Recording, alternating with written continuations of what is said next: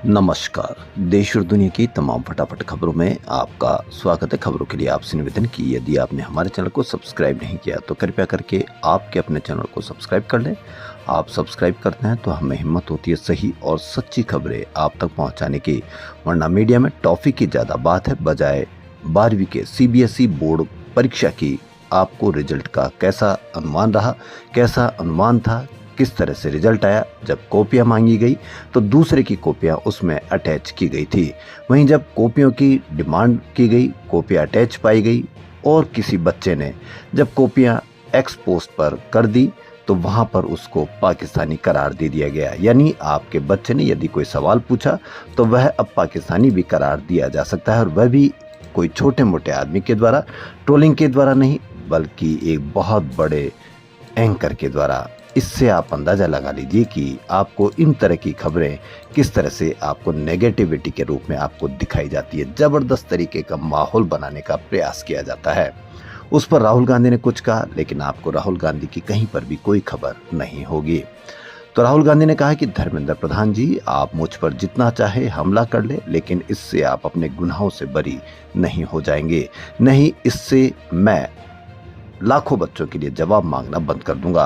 राहुल गांधी ने कहा कि अगर प्रधानमंत्री को लाखों बच्चों के भविष्य की परवाह होती तो धर्मेंद्र प्रधान जी, आपको बहुत पहले ही निकाल देना चाहिए था। राहुल गांधी ने कहा कि आपने लाखों बच्चों के भविष्य को बर्बाद किया। सीबीएसई बोर्ड कक्षा 12वीं के रिवोल्यूशन प्रोसेस को लेकर चल रहे विवाद के बीच केंद्रीय शिक्षा मंत्री धर्मेंद्र प्रधान ने आज पहली बार गड़बड़ी की बात को स्वीकार किया। मीडिया पर कहीं पर भी कोई चर्चा नहीं होगी। उन्होंने छात्रों को भरोसा दिलाया कि इसमें सुधार के लिए सभी जरूरी कदम उठाए जाएंगे और सभी स्तर पर जवाबदेही तय की जाएगी। लेकिन कितनी तय की जाएगी, किसके इस्तीफे होंगे, किसकी जिम्मेदारी होगी, यह आप अवश्य कमेंट करके बताएं।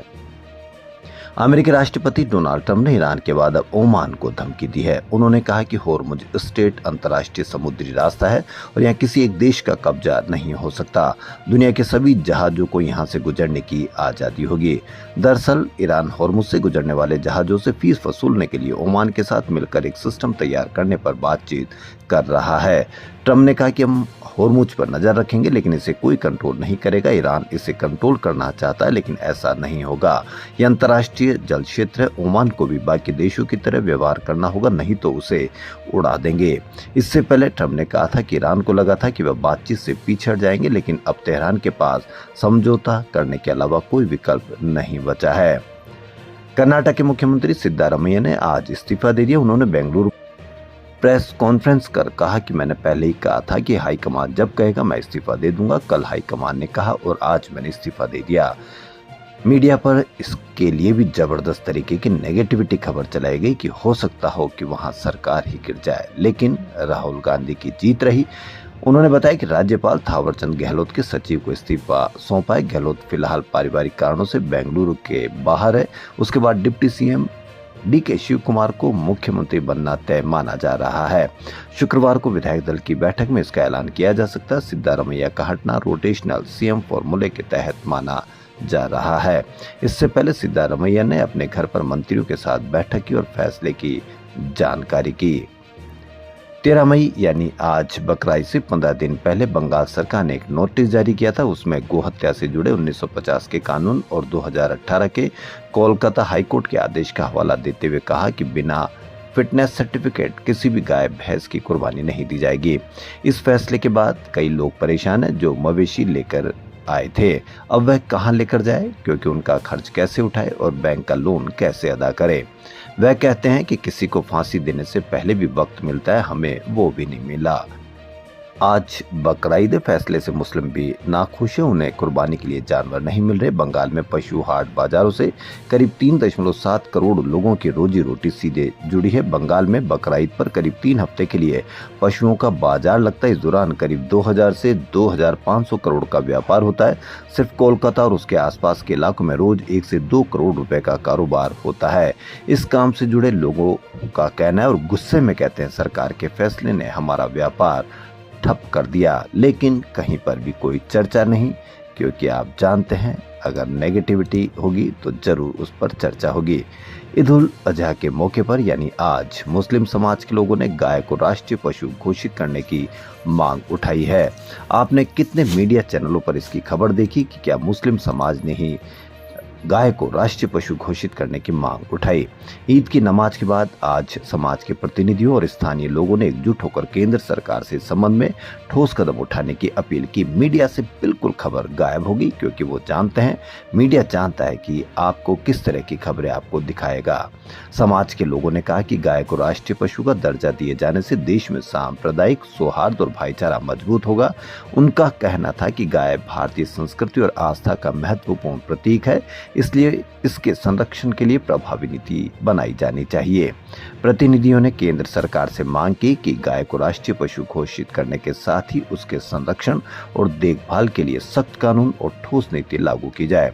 इस दौरान लोगों ने आपसी भाईचारे और शांति बनाए रखने का संदेश भी दिया। कितनी खबर मीडिया पर आप जानते हैं।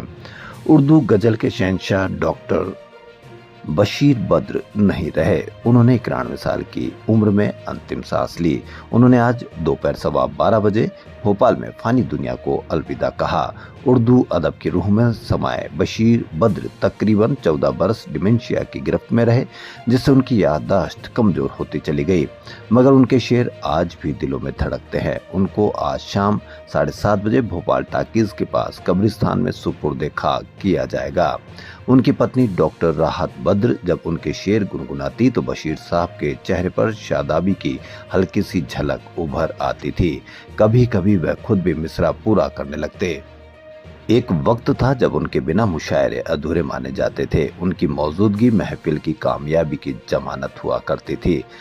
जब भी उन्हें मुशायरे की याद आती थी तो इरशाद इरशाद कहने लगते थे। लेकिन मीडिया पर कितनी खबर, यह आप अवश्य बताएं। सोशल मीडिया कंपनी मेटा ने इंस्टाग्राम, फेसबुक और व्हाट्सएप के लिए नए सब्सक्रिप्शन प्लान पेश किए हैं। इसके तहत ऐप्स के प्लस वर्जन रोल आउट किए जा रहे हैं। इस को लेने वाले यूजर्स को स्पेशल टूल्स और कस्टमाइजेशन के विकल्प मिलेंगे। यह कदम मेटा की विज्ञापन के अलावा कमाई का नया जरिया बनाने की रणनीति का हिस्सा है। नए प्लस प्लान कंपनी के मौजूदा मेटा वेरीफाइड प्लान की जगह नहीं लेंगे। आसाराम ने आज जोधपुर सेंट्रल जेल में सरेंडर कर दिया। राजस्थान हाईकोर्ट का फैसला आने के बाद वह गुरुवार को जोधपुर पहुंचा। दोपहर 2:50 पर आसाराम के आने की सूचना पर जोधपुर एयरपोर्ट पर उसके समर्थकों की भीड़ लग गई। आसाराम ने भी गाड़ी से समर्थकों को आशीर्वाद दिया। किस तरह के लोग हैं कि कितने अपराध करके वह जेल में है, उसके बावजूद भी आशीर्वाद लेने से नहीं चूकते।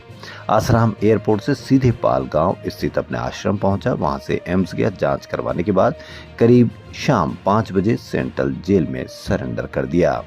दरअसल बुधवार को हाईकोर्ट की जोधपुर मुख्य पीठ ने नाबालिग से रेप के मामले में आसाराम की उम्र कैद की सजा को बरकरार रखते हुए अंतरिम जमानत रद्द कर दी थी। तो देश और दुनिया की तमाम फटाफट खबरों में फिलहाल इतना ही। धन्यवाद।